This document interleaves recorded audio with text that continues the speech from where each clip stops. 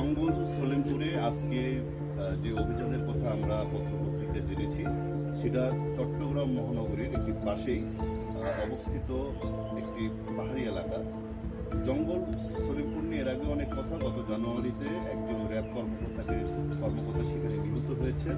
ঠিক এদেশের সাধারণ যে সকল মানুষের মাঝে মিশে থাকা জঙ্গল সলিমপুরে যে সন্ত্রাসী বাহিনী তাদের হাতে খুব অবাক লাগে। একটা সশস্ত্র বাহিনী আক্রমণ হচ্ছে, নিহত হচ্ছে এবং সেইখানে বড় কোনো অবস্থান তৈরি হয়নি আইন শৃঙ্খলা বাহিনীর।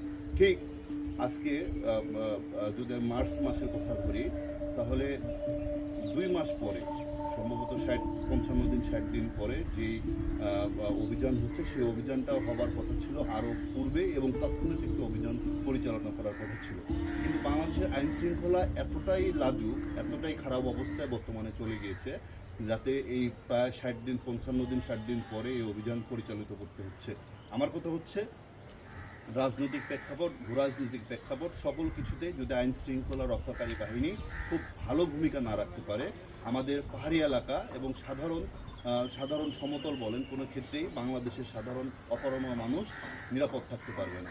ফলে আইন শৃঙ্খলা বাহিনীকে একটি স্ট্রং পজিশনে না যাওয়া পর্যন্ত খুব পরিকল্পনা মাফিক গোছানোভাবে যদি আইন শৃঙ্খলা রক্ষা না করতে পারে তাহলে আমাদের যে শনির দশা, সেই সন্ধি দশা আরও বৃদ্ধি হতে থাকবে এবং সার্বভৌমত্বের উপর যে আক্রমণ হচ্ছে, সার্বভৌমত্ব নিয়ে যে হুমকি, সেই হুমকির মুখে আমরা পড়ব।